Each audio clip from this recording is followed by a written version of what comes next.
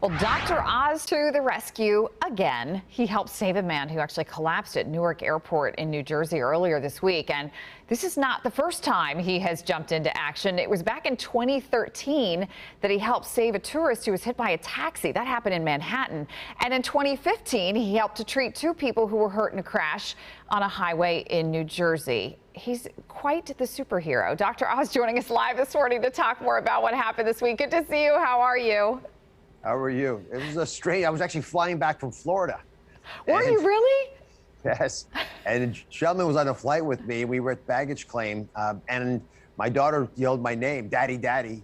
And as any father knows, when your daughter has a kind of an alarm in her voice, you quickly respond. And this gentleman had collapsed, fallen on his face. There was a pool of blood where his forehead had hit the ground, and there was a laceration. But more importantly, he had turned blue, and I couldn't get a pulse. So I rolled him on his back, started CPR, and this is a big story. The real hero here is this police officer from the Port Authority in Newark came over. He'd never done CPR, but he'd taken a class, which is what everyone at home should think about right now. You know, just watch a YouTube video, get comfortable with CPR, because you could be a hero. This gentleman came over and said, "I can help." He started doing chest compressions while I could manage the airway, which is complicated in this gentleman because his tongue had been basically falling to the back of his throat, and there was foam coming out of his mouth because his lungs were failing with his heart. But together we kept him going, and this other police officer brought a defibrillator device. We shocked him. It was like a movie, and his heart came back. And I just actually spoke to the doctors and to the wife, and he's doing very well. So, hallelujah. That is incredible. Okay, explain the CPR thing, right? Because a lot of people are confused now. Now we're being told, oh, you only have to do the heart compressions. You don't have to do the mouth-to-mouth anymore. How do you know what to do and which one is correct?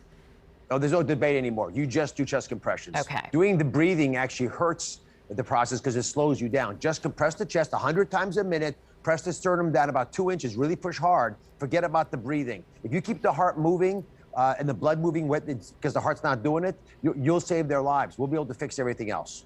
And what about knowing how to use the defibrillator? I assume that's pretty important too. It's important but simple. You literally put the patches on the chest as a picture showing you where to put the patches, and then you turn the device on. It'll tell you everything to do, and when the moment is right to shock the patient, it'll say clear, like in the movies, like we did at Newark. You get off the patient, it shocks them, and then you go back and do what it tells you to do, which is either keep compressing or wait. It'll literally tell you. I think a lot of people, as you know, Dr. Oz, in this particular situation, they panic, right? They don't know what to do, or they don't want to do the wrong thing. So if you were to see something like this happen and you're like, I don't really know what I'm doing, what do you do? What's the first thing you should do? You put your hand up and see if you can help. I mean, if the most you can do is pray, do that. But hopefully you'll do a little bit of CPR. Just out of curiosity after this broadcast, look it up online and then just compress 100 times a minute. Push the chest down 2 inches. You basically learn right now what you have to do. Step in and be counted. Save a life. And you're not Spider-Man. Just wanted to double check on that since you keep finding yourself in these situations. No, although I was outside of Orlando and witnessed a car crash. She got involved in that a couple of years ago. She did not mention, which I thought you would. That was scary. We'll have to go find that one and add it to our list.